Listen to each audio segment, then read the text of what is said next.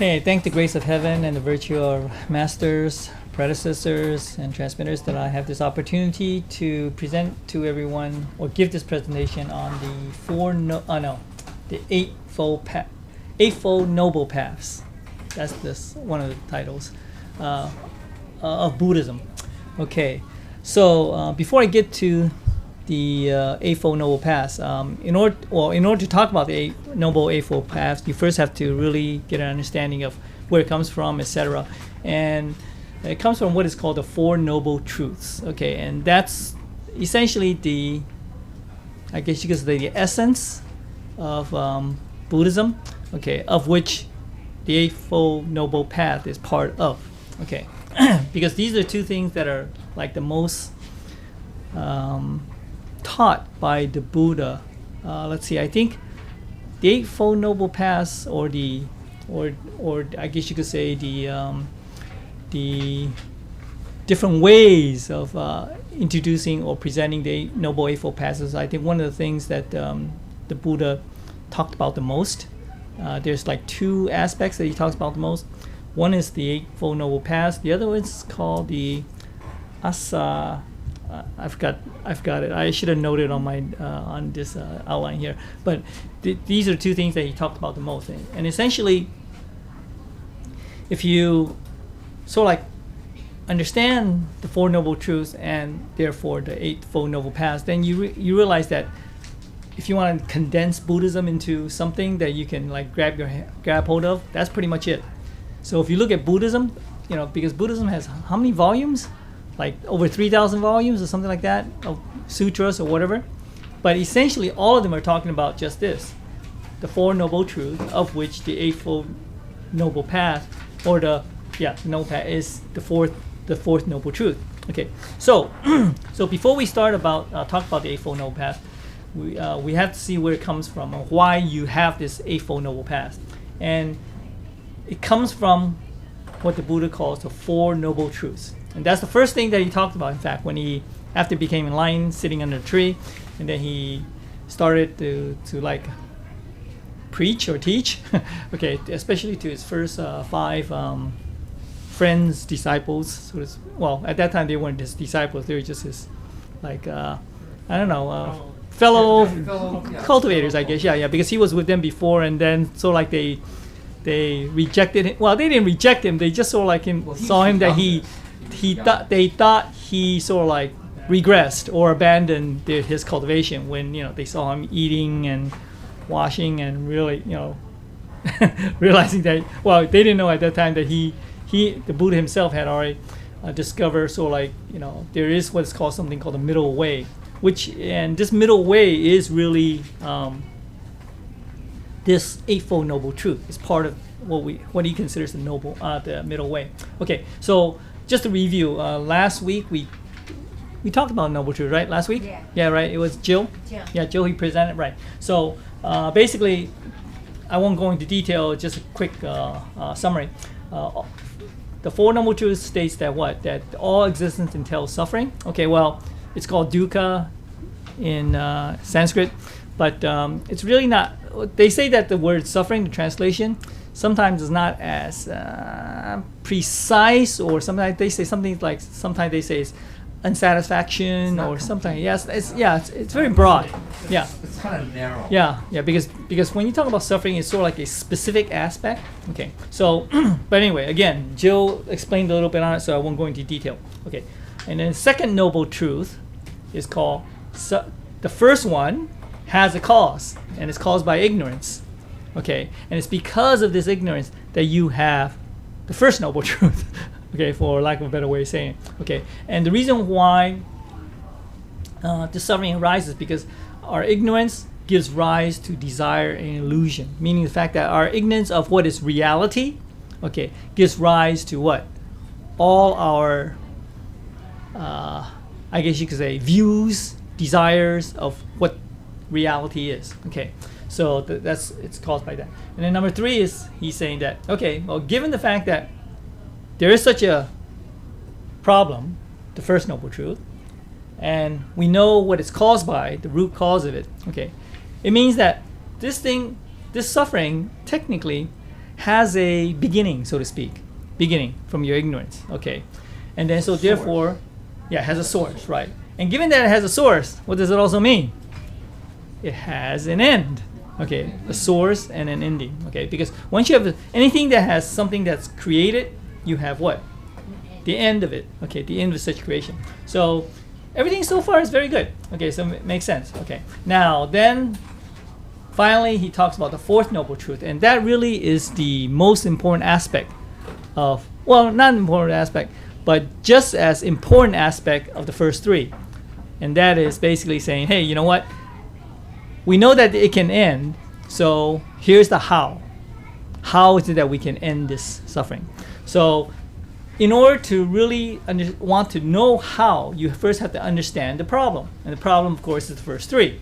Okay, or the first one. And then therefore, you understand that, okay, it's what it's caused by, and so therefore there's an end. It's very much like a doctor diagnosing a patient. He looks at a problem, understand, he sees the problem. Okay, that's the number one. Then he finds the cause of the problem, number two, and then he prescribes the prescription or the remedy, if you want to call it that, for the problem. Okay, and of course in this case this is a path. So in other words, it's not something that you just pop a pill and it's all over. I wish we could do that, of course, but it doesn't happen that way. Okay, so anyway, but the Buddha himself taught this first Four Noble Truths to his fellow cultivators, and whether they're really able to grasp it or not at the beginning or not, is difficult to say. But what is true is the fact that whatever he was teaching, it was talking about these Four Noble Truths. Now, he may not have described it as such, as Four Noble Truths and Eightfold Paths and all that stuff. Okay, but nevertheless, that was his first sermon. And why is it his first sermon? Is because from his understanding, or from the Buddha's enlightenment, it is the, if you will, the path in which that one can attain what he had attained. Okay, the same understanding. Okay, it is said that sometimes that this path, this Eightfold Path, is actually not something new. That because you would think that because of Buddhism, from the Buddha, he taught this, so therefore you would think that he invented, I guess you want to call it, invented this Eightfold Noble Path. But it is said that, well, in some other sources, they say, well, he didn't really discover this. He just rediscovered it. In other words, he came to the realization that, hey, all the previous Buddhas and all that stuff, guess what? They also said the same thing and maybe follow the same path of cultivation. Okay, so what is the Eightfold Noble Path? Okay, sometimes it's called the Noble Eightfold Path or Eightfold Noble Path. Doesn't matter. Okay, so in brief, it is right understanding or view. That's the first one. Right thought, right speech, action, conduct, livelihood, effort, mindfulness, and concentration. Okay, so these are some people like to say the 8 steps in which that you take to cultivation, but other sources would say that these 8 topics, if you will, are actually done simultaneously. Okay, there's really no way to really say, oh, okay, you must start with number 1. Okay, but it just makes sense from the standpoint of, like, if you were to ask the question of, well, you got to start somewhere, right? Then yes, okay, right view understanding seems the first one. Okay, now understand that even though Buddha talked this, in Buddhism, this Four Noble Truths as well as the Eightfold Noble Paths are taught in like the different sects of Buddhism, like Mahayanaism, Theravada Buddhism, okay, etc. Okay, so but in these Eightfold Noble Paths is more emphasized in the Theravada tradition, okay, as opposed to the Mahayana tradition. Okay, the Mahayana tradition actually places emphasis on the 6 paramitas. instead. But paramita. If you look at the paramitas, it goes. What are the 6 paramitas? Charity. Yeah, discipline, forbearance, diligence, concentration, and wisdom. Right. Okay. So basically, if you look at I won't go into that in detail. That's another presentation in itself. Okay. But basically, does anybody know the difference between Theravada Buddhism versus Mahayana Buddhism? Just to throw it out.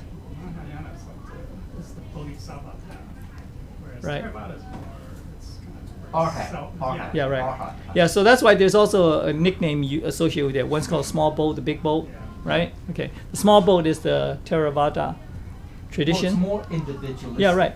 That's why it's small boat. You just focus on yourself. Yeah, it's more on yourself in the sense that Self-enlightenment. it's not to say you don't care for others, but you put so the- like you put yourself first. You realize the fact that if I can achieve Buddha, then I can help others. So in other words, there is sort of like a priority associated with it. Okay, in the sense that you still care for others because you still have compassion for because after all you teach compassion for what? All sentient beings. So, but you prioritize it in the sense that in order to save others, you have to save yourself first. Now that makes sense actually. Okay. Yes. Well, no, it's prioritized. So basically, it just means that, it's not that they're Bodic or Theravadic. They're not compassionate. You're right. They are compassionate. Buddhism However, is the same. Yeah. Right. For all sentient beings, all fellow human beings. But they feel that in order to save people, others, Right, you have to you save save yourself yourself. first, obviously. Right? Or you have to be Well, in other words, in order to enlighten others, you have to be enlightened yourself Yeah, first, so- because otherwise right. you'll be blind man teaching the Right. blind, so to speak. So all the emphasis is based on their self-enlightenment. Self-cultivation Now- enlightenment. now, So people might say, "Oh, that's selfish because you Yeah. just focus on yourself." Right. Okay. So that's the Yeah. criticism. Yeah. But okay. But the Mahayana, or we say Bodhisattva path, is that it's not that you have to be enlightened first.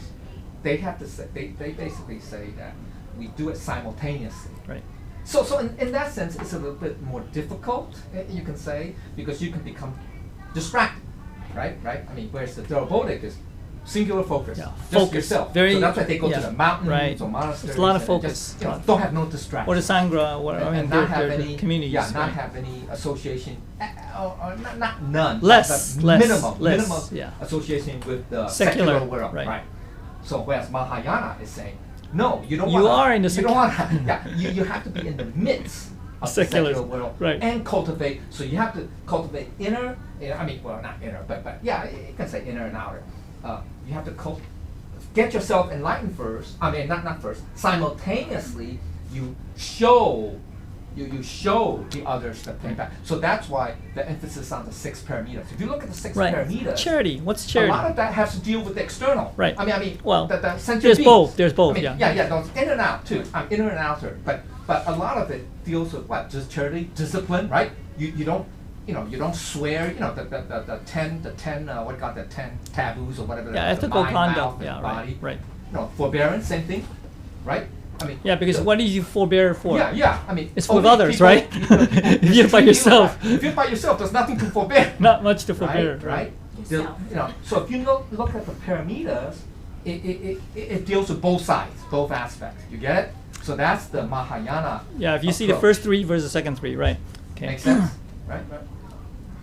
Yeah, because that is why that if you pretty much if you find symbolism in the Buddhism, in the Mahayana Buddhism, there is a emphasis on the idea of the lotus flower.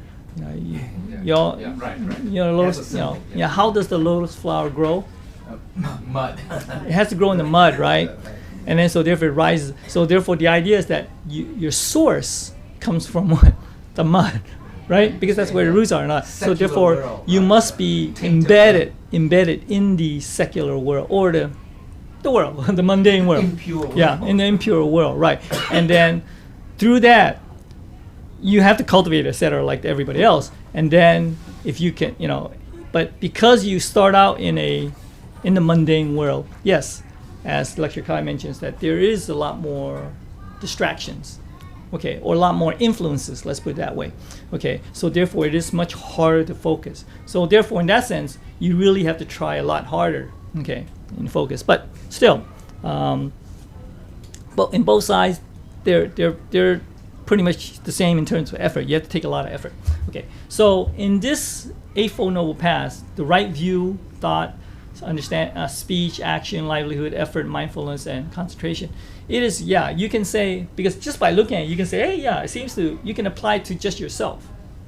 And it works, okay? You don't have to apply it to other people, okay? So, and these eight topics, I'll call it that, okay? It's classified into 3 headings. It's called, through 1 and 2, it's associated with wisdom and understanding, it's called, okay? 3 through 5, which is speech, action, and livelihood. Okay, that's ethical conduct. And 6 through 8, effort, mindfulness, and concentration has to do with mental discipline. Okay. Now, what's interesting is the fact that the reason why they say it must be done simultaneously is because of the fact that to get the right concentration, the whole idea of right concentration is to achieve this wisdom. Okay. And it's this Buddha, the manifestation of this Buddha nature wisdom. Okay. Yeah, at the same time, in order to start out, you need to have this right view understanding. Okay. So, but if we take it in terms of like a step-by-step process, okay, you can say you start with right understanding and view. Okay. So that is very much like how, for example, when we have everybody still remember the 15 precepts?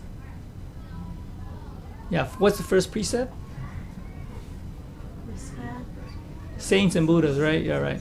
And now, on the one hand, if you have an understanding of respect the Buddhas and saints, is to respect the outward Buddhas and saints, right? You know, you see a saint come in, you know, or whatever. Then in that case, what does that mean? That your view is really is still not complete. Very, very, in fact, it's very shallow. It's very superficial. Okay. If your view is the fact that, yeah, everyone is a saint and Buddha, including yourself. In that sense, that would be said to be the right view. Yeah. Okay. The higher level. Yeah, the higher. And what this is talking about in terms of the right view is that it's more here.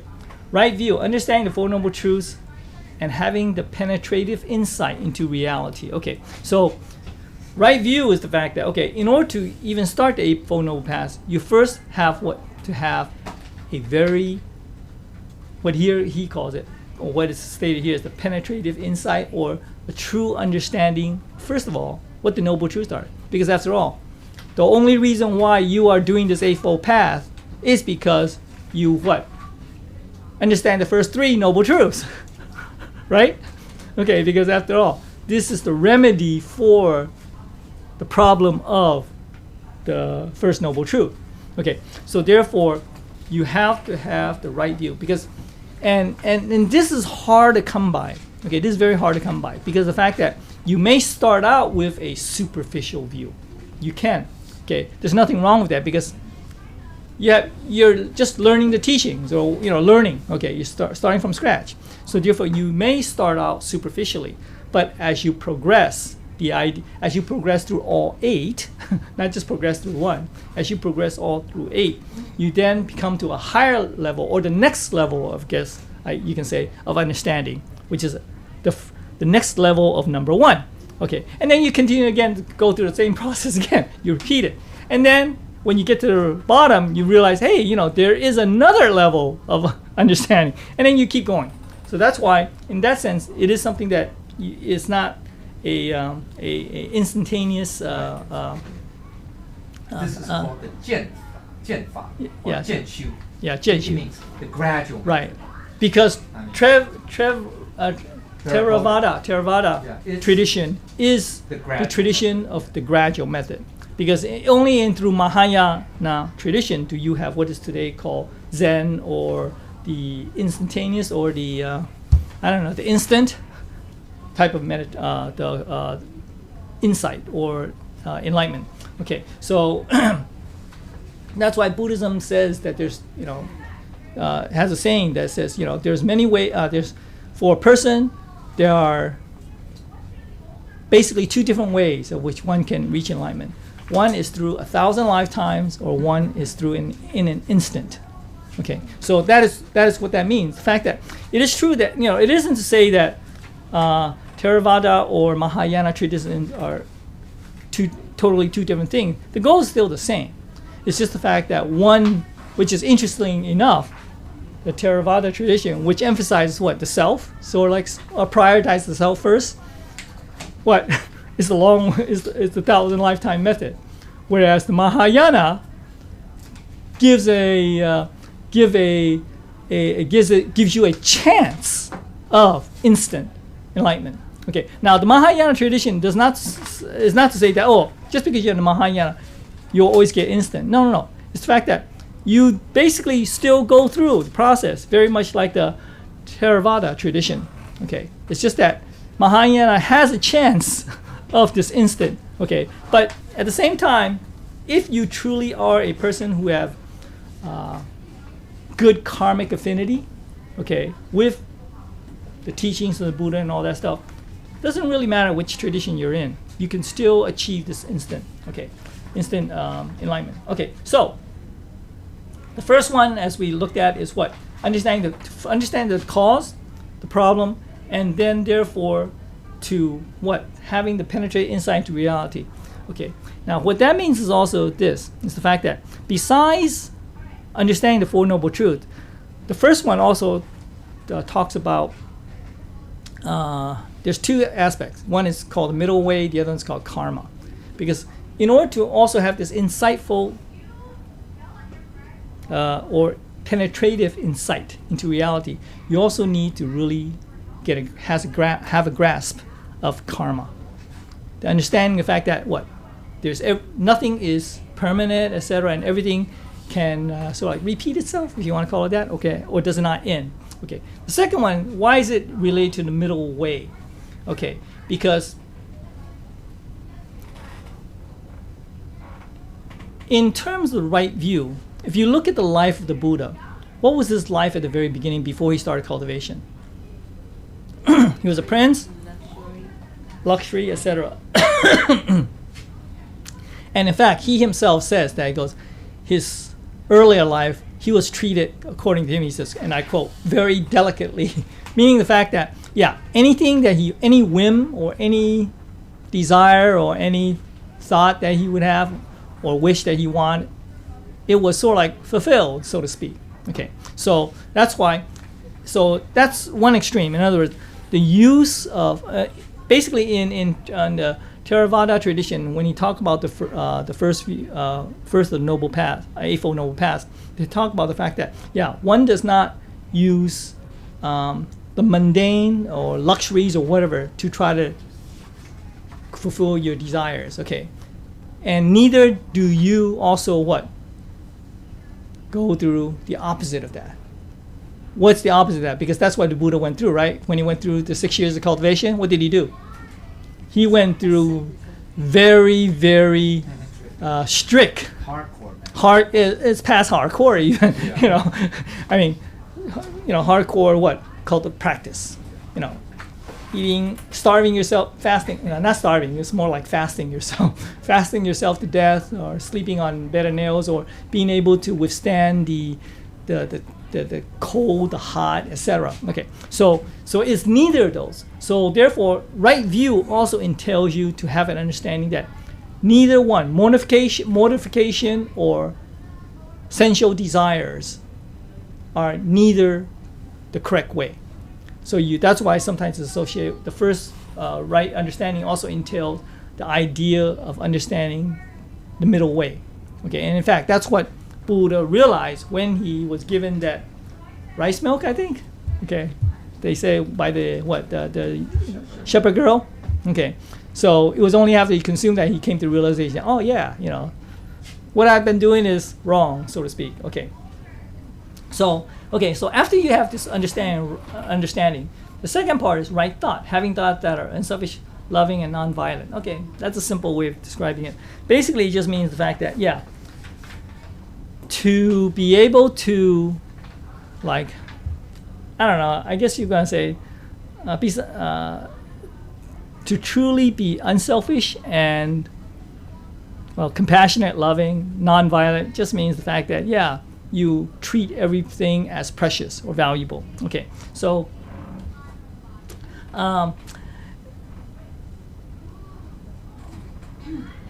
in other words, the idea of right thought is really to see yourself in others. See yourself in others, in everything else. In other words, to come to the realization that you are not separate or alone, okay? You are part of everything and you are connected to everything, okay? You are connected, be part of everything, and also if you get to the ultimate, you are everything. You are everything, okay? So that's where right thought is. So therefore, it's also like sometimes when you have, well, right thought, speech, action, blah, blah, is associated with sometimes when, like sometimes what the Buddhist and saints tells us that you try to look on the positive side of things, you know, because Buddha talks about the fact that, okay, we should what? Say good things, or also find the good in others, right? Okay, so in other words, everything you do is, well, I use the word positive, meaning that on the good side. Positive meaning good side, okay, good side of things. So therefore, you want to maintain the maintain the state of mind where you do stay positive. Now, it sounds like, okay, that's so easy to do, right? You know, when I was in Ohio, I was talking to a Dao Kin. Okay, his name was Kevin, I think. His English name, anyway, is Kevin. And he told me a very interesting story. I won't go into his whole story, but one of the aspects of this story was the fact, and he said he got this experience from it, okay? And one aspect of his story was the fact that he says he came to the realization that the state of mind that you're in, you know, whether it's positive or negative, affects the aura, I don't know, the spirits or the aura around you. In other words, if your state of mind is very depressed or whatever, okay, then what you attract are the spirits.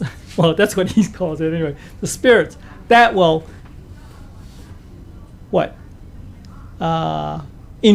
reinforce your state of mind.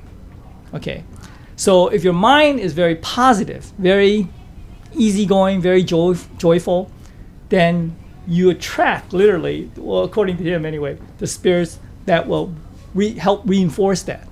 So therefore, you'll like meet happy people or whatever, or you know, you'll encounter happy situation. I don't know. Okay, but that was his experience, he said, and his story was very interesting. Yeah, it's a long story because it talks about other aspects too, but I don't want to get into that. So very short, it's the fact that your state of mind attracts the physical and spiritual environment around you. Okay, so that's why it makes sense now when I hear when I remember what the Holy Jesus talks about, the fact that you need to always be positive, always try to be positive.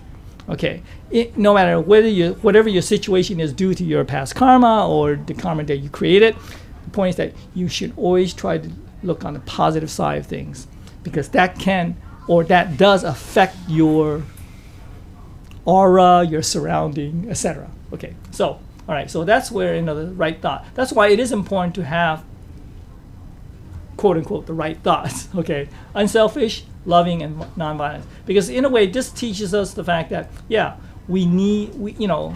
isn't just yourself. Okay, and that there are others, and the others are the same as you. Okay, after all, what does the Buddha say? Okay, go ahead. Yeah. Yeah. May I ask something, or I'd like to ask for your verification? There's a Chinese term saying 无心是道. 无心是道, without it's also heart. like what we talk about in Buddha nature class, the quietude of quiescence. Quiescence, right? So actually, in a very ultimate state of right thought would be like if we should not have any thinking, any thoughts, when there's no necessity for any thinking. Yeah, okay, yeah, this is, okay, it has to do like 当下, okay, but it's really 当下, okay, when, okay, let me give you my spin on that. 无心是道. Okay, the Yeah, literal translation is, that's the- without heart and mind, it is Tao. Right? If you want a literal translation, is that correct? Okay, all right. Here, the Xing is talking about our human Xing, Consciousness. human nature. The fifth skandha. Yeah. Okay, the human nature heart. Okay. The reason why we want to have 无心 or without heart, mind, okay, is really in a way to how Lecturer Liu talks about the fact that only by letting go of your nature, human nature that is, does your Buddha nature manifest. Okay, so therefore, the Buddha nature is not Xing as we call it, but you know, you can say, that's why in Chinese we have another word for instead of Xing we call it Xing. Yeah. Okay, but again, it's sometimes not hard to understand. But the point is, hard to realize that. But the point is that by 无心 meaning no Conscious thought. no human conscious thought or whatever, then yes, your Buddha nature, conscious, if you want to call it that, whatever, comes about.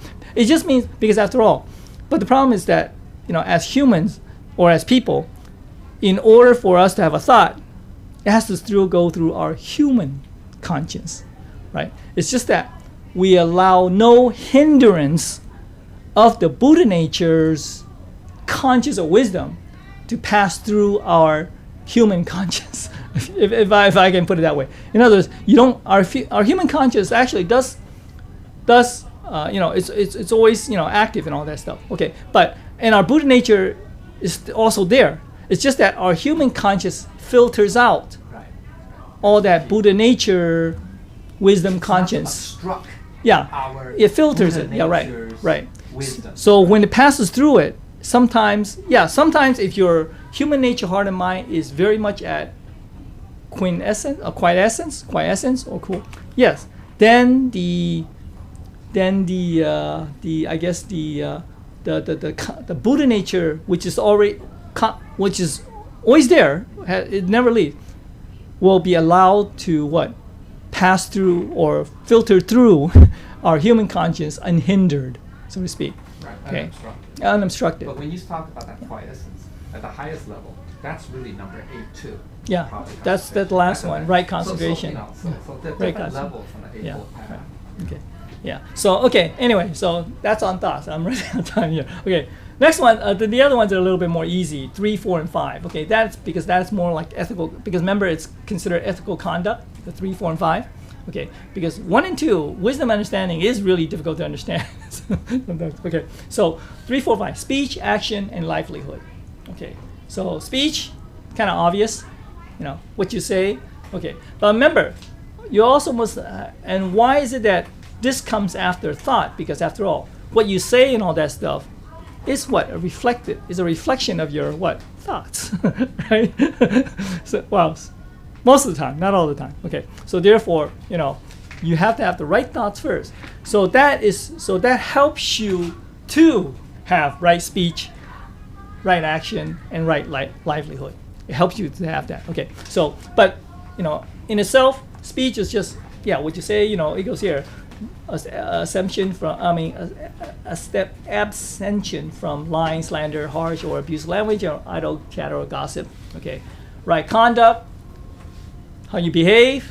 Okay, here it talks about the fact that and to help the people, the monks, if you will, discipline their behavior and all this stuff. They have what's called basic precepts. Being vegetarian, for example, if you live in a monastery, you must not talk loudly or whatever. Those are just precepts. In the Tao cultivation, we have our 15 precepts. Okay, all right. And then right livelihood. Here, this is a little bit, more talking about secular, if you will. Living honorably in a profession which is not harmful to sentient beings and avoiding such livelihood as trading weapons, intoxicants, or poisons. Okay. So, in other words, the main point here is not harmful to sentient beings. Okay, and anything related to that. So that's why weapons. If you're a weapons dealer, so to speak, what's the purpose of weapons? Is to Yeah, to destroy things, humans and non-human beings. Okay, I mean humans or otherwise. Okay, so therefore you should, and because you are not supposed to harm sentient beings, and humans are part of sentient beings, including animals, by the way, you should not deal in weapons. So even if you deal in weapons for hunters, not just for war, humans, weapons dealer, but also hunting. So when you think about it, you go, oh, gee, God, I used to visit all those, sports goods shops, So that's related, okay. Intoxicants, of course, man, I can't have any beers anymore, because after all, intoxicants, alcohol is considered what? An intoxicant, right? Okay, yeah, drugs, okay. And then poison, the drugs and all that here is more associated with the poisons.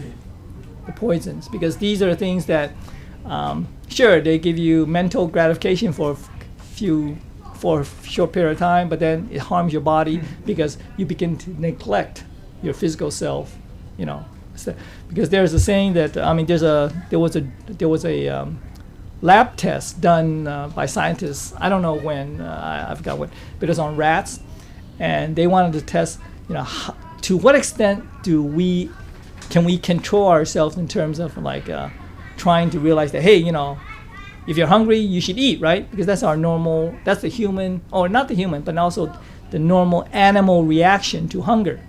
So on rats, what they did is they did some brain surgery, so to speak. And, in the human brain, there's something called, endorphins. Ever heard of that? And endorphins are what? Chemicals in our brain, chemicals developed in our body through hormones and all that stuff.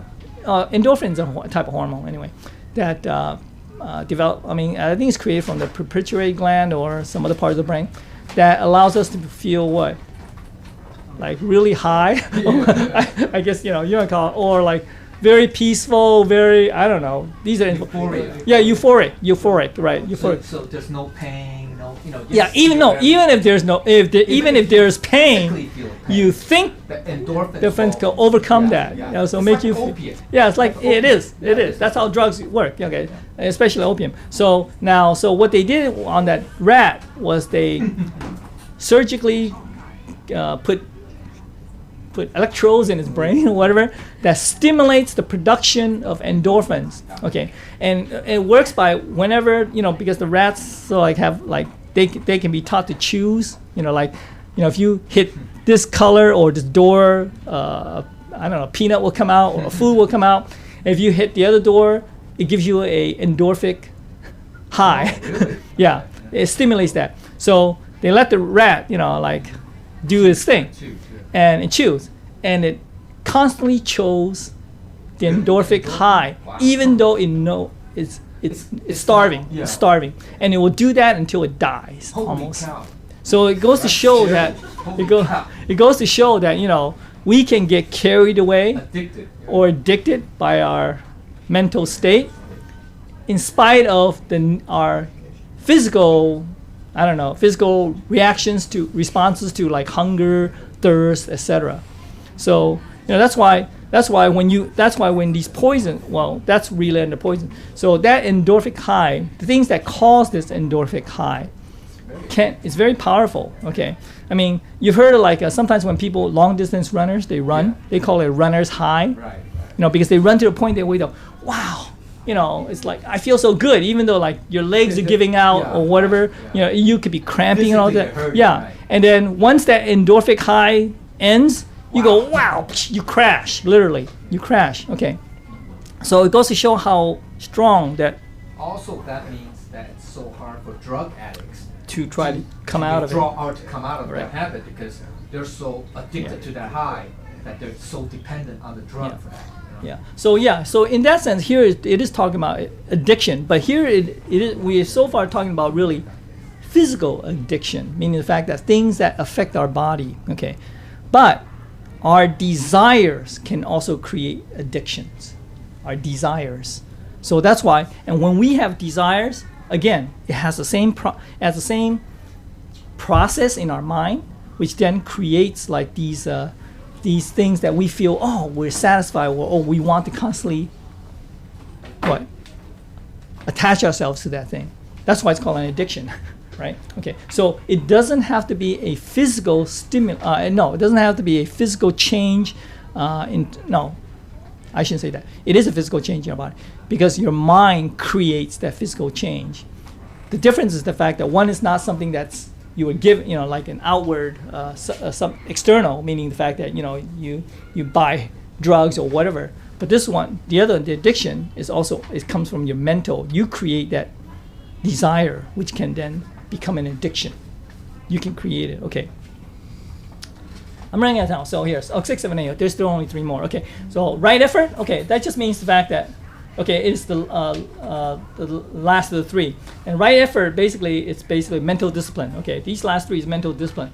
The effort that you make. Okay, so it emphasizes 4 things. Okay, whatever we do or where from the ethical conduct stuff, there's always good and bad. There's always good and bad because after all, we are still not Buddhas yet. So therefore, there's still good and bad. So therefore, we create wrong. Here it says here. Effort not to initiate sins not yet risen. Sins just means anything, whether it's bad thoughts, etc. Okay, thoughts or actions, whatever. And then effort to eliminate sins already risen, and then the opposite of that. Okay, so therefore, because like I say, we already have good or bad attributes or characteristics. So if there are things that are bad, we try to what? That's number 2 here. I'll start with number 2. To what? To correct them, to try to change them. Things that are already done, okay? Now, but at the same time, just as we try to, because really this is where effort really comes into it, just like very much like this, Christianity talks about repentance. The idea of the fact that, okay, you have done something wrong, you must try to correct for it, okay, correct it. But at the same time, you make an effort not to what? Make the same mistake again, right? Like in repentance. But here it talks about the fact that not to initiate things that are not yet arisen. So, this is literally, like prevention. In other words, you still have ideas in your head, your thoughts, because that's the hardest thing to control. That could be good or bad as well as, physical, speech, action, etc., livelihood. So therefore, should you have a thought that is not positive, okay, then what do? You make an effort to not to what? Follow or go down that path. That particular thought, go through with that thought. So you have to sort of cut it at the bud, or trim it at the bud. So that's where very much like Lecture Liu talks about the idea of 放下, because he says to let go. Because after all, when you do have thoughts, it could be any thoughts, okay, and it could be even, it doesn't have to be positive or negative. It could be even neutral as far as Lecture Liu is concerned. The idea of what, not letting it what arise. That's why he says to let it go. Okay. And, of course, Lecture Liu is talking about the idea of letting go of your human conscious, your human nature, okay? But here it just is more specific. It's just that good things okay, bad things no good, okay? And the 3 and 4 is just the opposite of what just said about earlier about the good that's already there, and then or the good things that's arising, okay? I had not yet risen.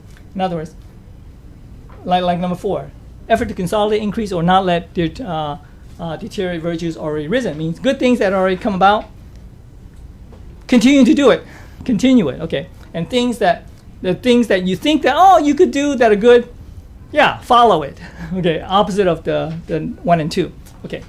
And then, and then that's the right effort. So you have to make an effort to that. And all this right here, because right effort here basically can be summarized by saying you must have what? Constant awareness of yourself. Constant awareness, whether it's your thoughts, your speech, your actions, okay? Constant awareness, okay? And then that's where it comes down to right mindfulness. Same thing, okay? Awareness, mindfulness, okay? Okay, practicing for mindfulness. The 4 types of meditation for eradicating illusions and attaining Buddhahood. Okay, eradicating. Well, here it says eradicating illusions. Pretty much, I would like to say, generally it just means 4 types of meditation for trying to eliminate ignorance, okay, and to achieve Buddhahood. Okay, it is after all because of ignorance that we have all these problems. Okay, so anyway, so here mindfulness of a body is impure. That's okay. Well, let's see. 2 3 and 4 has to do with I think it's called the 3 jewels. Is that the 3 jewels? I don't remember. Which one? 2, 3, and 4. Suffering, feelings as No, suffering, no, mindfulness, no, impermanent. that's the 3 Dharma seals. Seals, Dharma seals, the seals, excuse me, not jewels, the Dharma seals. Okay. First of all, mindful of the body is impure. This is not to say that your body is dirty, you need a bath or anything like that. Okay, no. It's the fact that, you have this physical body that is impermanent. Okay. And the fact that this body this body requires the use of what? The 5 aggregates. Okay. And also has the 5 aggregates. And these 5 aggregates can lead to ignorance. Okay. So, it can influence you in terms of that. Okay. So therefore, that's what is meant by body is impure. Okay. Mindfulness, feeling. Yeah, it can be defiled, right? Okay. Feelings as suffering, the mind. Okay. First of all, let me go to 3 first. That's mostly easier to explain. Also short in time. That, even your thoughts. After all, your thoughts are impermanent. Okay. What he's talking about here is, as Liu Jiang's lecturer Liu puts it very well, saying that what he's talking about here is your mind is the mind that can create and end, or that has a beginning and an end.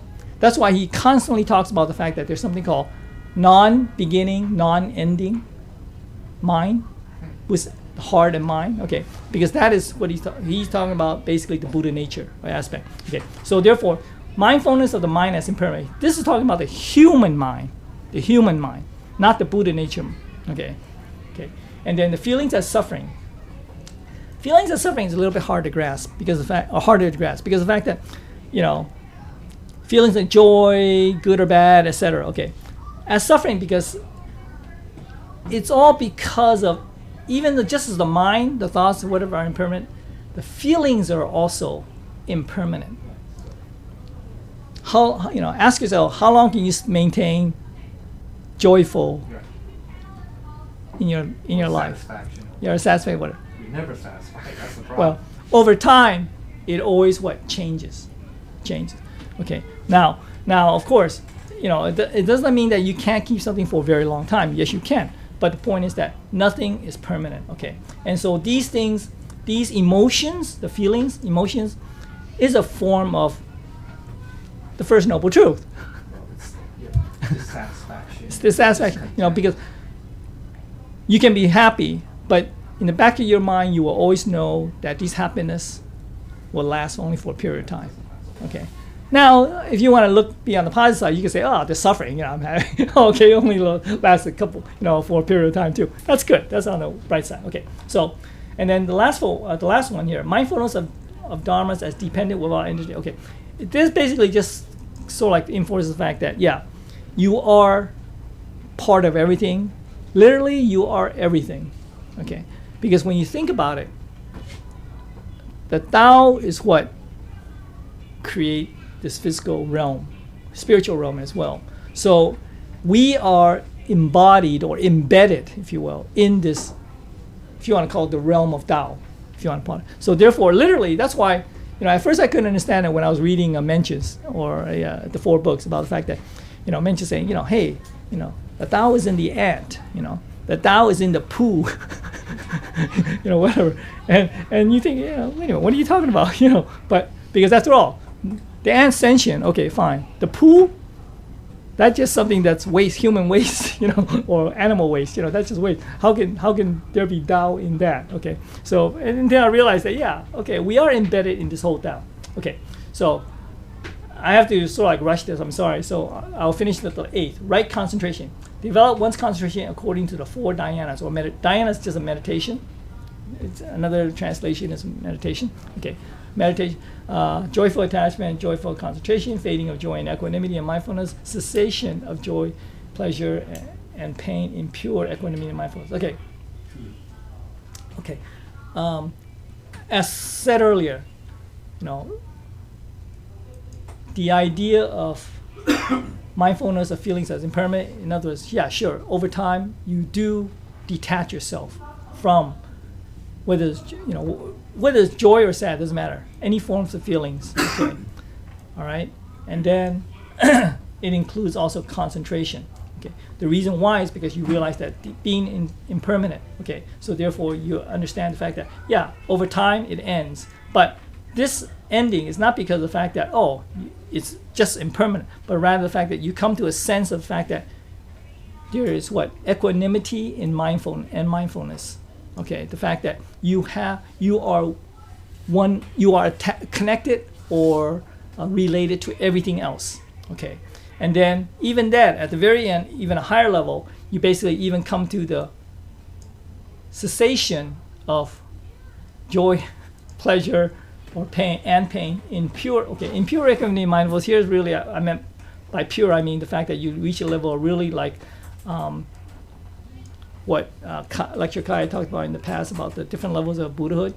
Okay, you reach like literally the highest level. Okay, right? Huh? The what? The state of thusness. That's just The state of thusness. Okay, if you want to call it that. Yeah, that's fine. Okay. So now, why is it this right country important? Because the fact that, okay, I mean, in order to really, this sort of like reinforces the first right understanding as well. The fact that, yeah, in order to really like go after this, you need to really have an intense desire or aspiration to become a Buddha. Only then will you really follow this, okay? But at the same time, as I mentioned, that you go through 1 through 8 and then you come back to 1 and then start at 8, it'll get over. So therefore, in a way, each time you go through this process, you do increase your faith, okay? And then you need to have vigorous determination, okay? Because one of the things that prevent you from doing all these things is what? You fail to be diligent in your practice, and you slack off, okay, and you lose focus, okay. And the intense concentration consciousness, because intense concentration consciousness here is talking really about like I think more like mindfulness, okay, your mindfulness, okay, and this way it does, because or awareness of yourself, okay, and each time you go through the process, you become more aware each time. And lastly is that intense contemplation or discernment, where basically it talks about the fact that you reach the point where you have let all your human nature or human conscience sort of like become unfiltered of your Buddha nature, okay? So therefore develop wisdom in accordance with Buddha nature. Okay, so I'm sorry that I don't have any time for questions and all that, but if you do, you can always ask it maybe at another time. Yes? The fourth one is what we call, in Chinese they would call 限量. It means like direct insight from our Buddha nature as opposed to going through our human conscious mind. Yeah. So when you can develop that level, it's very much like what we say Vipassana at the moment, is the word. 当下. Also, in the idea of at the moment relates to that. Okay. So anyway, I'm sorry that I have to give you just a brief because really it can go into a lot of detail.